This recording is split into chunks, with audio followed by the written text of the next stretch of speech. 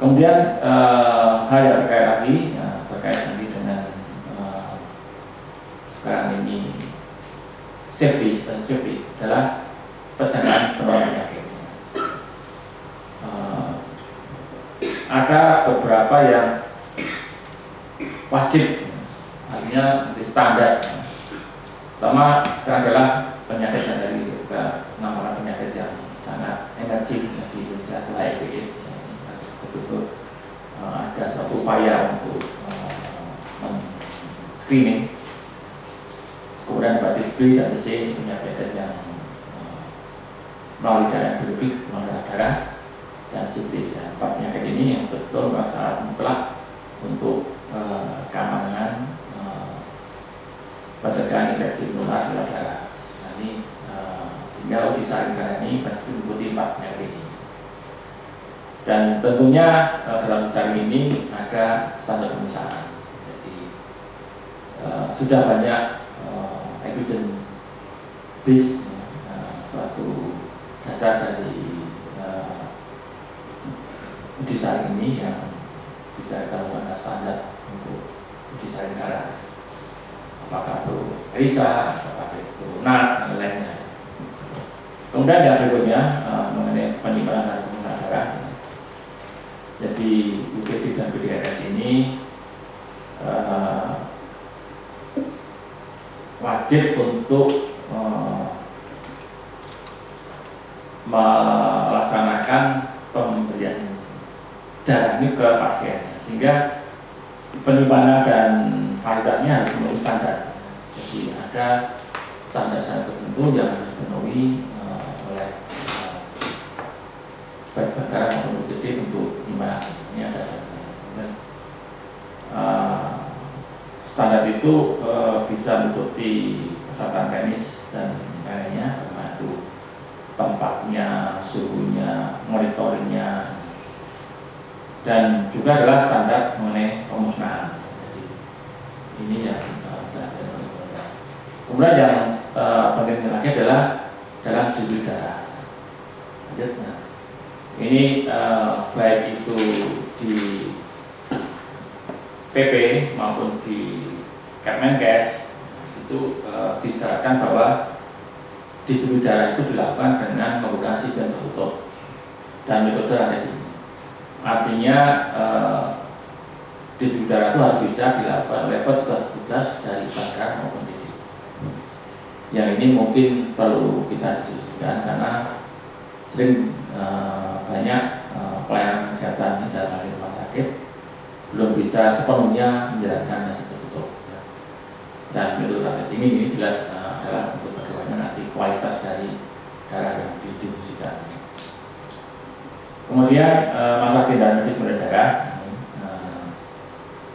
pemberian darah atau darah untuk komponennya ini ada indikasi medik yang betul-betul bisa kita punya. Jadi misalnya pemberian darah medis secara rasional. Kemudian hal yang berikutnya, jadi pelaksanaan pemberian darah di rumah sakit terutama hari ini kita ketahui selalu mengandung unsur risiko. Jadi manajemen risiko pada tindakan transfusi ini harus diperhatikan. Sehingga pengaturan berat darah ini sudah terkait dalam rambu-rambu transfusion safety.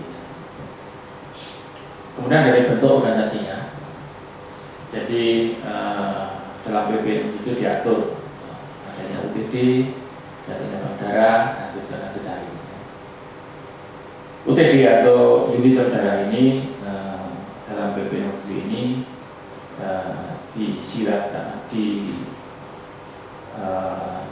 dinyatakan untuk digelarkan bahwa dapat dilakukan pemerintah daerah atau organisasi sosial yang tugas pokok dan khususnya di bidang pelanggaran. Jadi ada unsur pemerintah dalam ini rumah sakit umum pusat ataupun rumah sakit maupun rumah sakit daerah itu ataupun malah pemerintah daerah itu bisa misalnya diperbolehkan adanya 1 unit ambil darah. Kemudian ada beberapa tingkat yang mungkin berbeda, ada UTT tingkat nasional, UTT tingkat provinsi maupun UTT tingkat kabupaten kota. Jadi kita tahu bahwa peran kesehatan ini juga punya peralahnya, sehingga dalam UTT pun diatur setaranya. Kemudian hal yang mungkin yang sangat terkait dengan kita adalah bank darah rumah sakit. Jadi sesuai dengan Kemenkes 423 tahun 2007. Jadi rumah sakit ini ada semacam keharusan mempunyai bank darah. Nah, dan bank darah ini merupakan unit pelayanan yang terkait dengan pelayanan rumah sakit. Sehingga ini merupakan satu perangkat rumah sakit.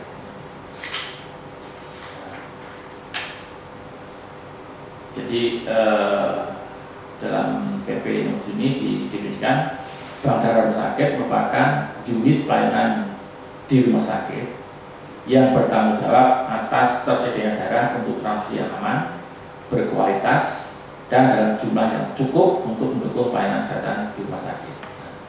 Tanggung jawab bank darah ini akan masuk dalam tanggung jawab manajemen rumah sakit. Kemudian tugas bank darah ini ada beberapa yang mungkin bisa kita simak. Bank darah menerima darah yang sudah diuji saring dari UTD. Jadi dalam hal ini bank darah itu menerima darah dari UTD, kemudian menyimpan dan memantau persediaan darah. Di persediaan di rumah sakit ini sangat tergantung dari perencanaan di bank darah. Kemudian melakukan uji silang serasi darah donor dan darah pasien. Dan juga rumah sakitlah yang mengampu perawatan pasien, sehingga dalam uji silang antara darah pasien dengan darah donor ini salah satu tugas dari bank darah. Kemudian pada tugas berikutnya ini bank darah boleh melakukan rujukan bila ada kesulitan hasil uji silang serasi donor darah khusus ke UTD selanjutnya. Secara rutin yang bisa dilakukan itu bisa dilakukan dalam secara rutin, tapi dalam beberapa yang bisa merujuk ke UTD secara berjenjang. Kemudian adalah menyerahkan darah yang cocok pada pasien di rumah sakit. Kemudian ini sekali lagi terkait dengan rambu-rambu safety. Ini melacak penyebab reaksi transfusi atau kejadian ikutan akibat darah yang dilakukan oleh rumah sakit. Ini terkait nantinya adanya suatu panitia transfusi darah di rumah sakit. Kemudian bank darah boleh memberikan darah yang layak pakai ke UTD untuk dimusnahkan. Jadi memang tidak harus bank darah untuk dimusnahkan, tapi bisa membuat kerjasama dengan UTD untuk pemusnahan darah yang layak pakai. Kemudian mengenai jejaring pemberian darah. Jadi dalam menjamin kesejahteraan darah, mutu keamanan rumah darah ini dapat dibuat jejaring antara UTD, bank darah, kemudian juga jejaring yang berjenjang dari kabupaten kota, provinsi, nasional. Sehingga diharapkan dari jejaring ini sinergi daerah darah itu bisa dicapai, baik itu terkait dengan unsur rumah sakit, unsur UTD yang di luar rumah sakit maupun juga lembaga yang lain. Jadi jejaring ini memang dipermaksudkan untuk memperkuat dan meningkatkan kualitas pelayanan darah. Kemudian masalah pembinaan pengawasan ini sepenuhnya adalah diatur pemerintah dan daerah, tentunya melalui dinas kesehatan.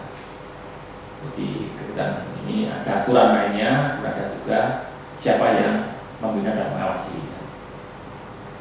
Nah, tujuan pembinaan dan pengawasan ada beberapa yang perlu saya sebutkan, itu adalah menyediakan darah yang aman untuk memenuhi kebutuhan pelayanan kesehatan. Sekali darah aman ini betul jadi suatu kejaminan terutama dalam masa sipil. Kemudian memelihara mutu pelayanan darah, memudahkan akses memperoleh informasi kesan darah untuk pelayanan kesehatan. Jadi informasi ini seyogianya dapat melalui berbagai media yang mudah dicapai oleh masyarakat. Ya, tahu. Kemudian yang sangat penting adalah pembinaan pengawasan tentang kerjasama OP dan darah rumah sakit. Jadi kalau dalam darah anggota itu ada OTD dari PMI, kemudian bank darah rumah sakit ini, bagaimana kerjasama yang baik tiga ini, pemerintah daerah itu bisa melakukan bidang pengawasan. Jadi sebenarnya nggak oke. Ini mungkin yang terkait dengan apa-apa hal penting yang ada dalam PP nomor 7. Tapi melihat perkembangan pelayanan kesehatan yang ada di Indonesia ini, ada beberapa tantangan yang mungkin perlu kita sikapi. Pertama adalah kebijakan transisi di rumah sakit. Kita tahu ada beberapa standar prosedur, ada beberapa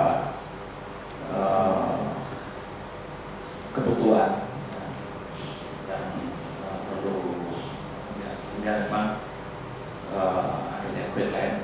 Kemudian yang mendadak tidak kalah pentingnya terkait dengan pelayanan kesehatan adalah hemovigilan, di kewaspadaan terkait dengan pelayanan darah, baik pada pasien maupun pada pendonor.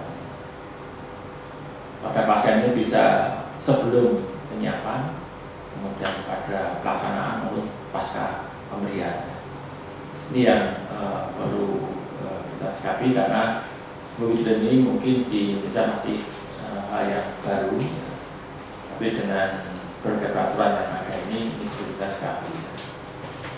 Kemudian hal pentingnya adalah budaya, bagaimana budaya mutu dan safety ini dikembangkan di rumah sakit terkait dengan darah. Ini juga bank darah rumah sakit kita bisa mengembangkan budaya kualitas dan safety.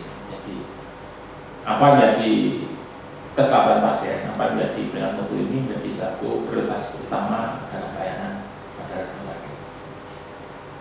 Kemudian kalau kita lihat dari PP nomor 7 ini, ada beberapa arah strategi yang perlu kita cermati, yang mungkin ini bisa dilakukan dengan secara inkremental, artinya kita lakukan dan makin lama diintensifkan. Pertama adalah pelayanan darah yang terorganisasi dengan baik dan terkoordinasi secara nasional untuk menjamin penyediaan darah yang cukup, aman, tepat waktu, dan tentunya dengan indikasi yang tepat. Jadi ini suatu koordinasi baik dari bank darah rumah sakit, pihak UGD atau UDD, kemudian juga lembaga yang terkait dengan pengawasan. Kemudian yang kedua adalah menuju donasi supaya 1% dengan donor risiko rendah dan menyelesaikan donor darah sukarela. Ini yang mungkin perlu bantuan dari pemerintah daerah, karena dan juga untuk penggaraan donor sukarela ini tidak hanya dari UPD maupun dari daerah, tapi juga pemerintah daerah. Kemudian yang ketiga ini terkait dengan standarisasi baik internasional maupun nasional. Itu uji saring darah sesuai dengan standar terhadap infeksi menular lewat transfusi darah. Jadi ada 4 penyakit yang menjadi yang pokok. Mungkin pada beberapa daerah bisa dikembangkan hal yang lain.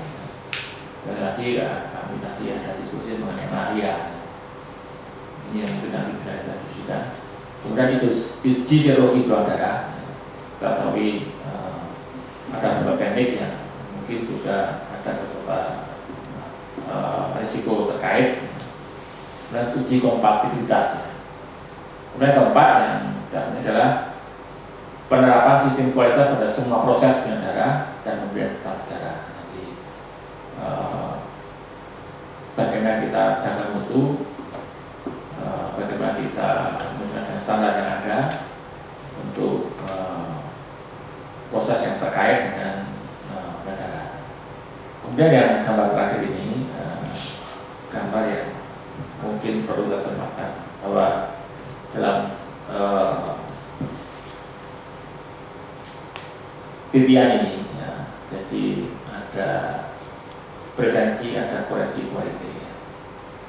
Kalau kita melakukan upaya kualitas safety ini dengan koreksi saja, ini daya audit ke kualitas sangat rendah sekali, standar sekali.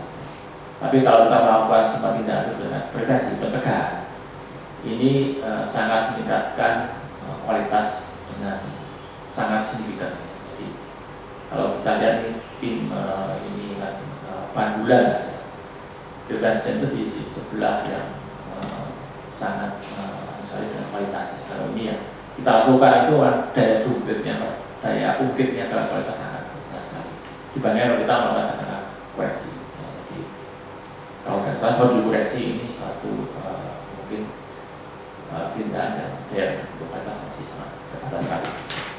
Jadi mungkin ini yang bisa saya sampaikan. Kurang maaf yang bisa saya sebutkan. Jadi ada satu gambar ini, give blood, give life. Jadi donor darah memberikan kehidupan. Lalu saya dengan with love, dengan kesayangan. Dan sayang ini kita akan bisa memuliakan kehidupan manusia. Mungkin bisa sampaikan. Terima kasih kepada Baik, Prof. Terima kasih banyak. Saya kira topik yang sudah diulas dengan sangat komprehensif dari background dan sisi aturan perundangannya sampai dengan beberapa aturan-aturan poin-poin yang terkait dengan UTD PDRS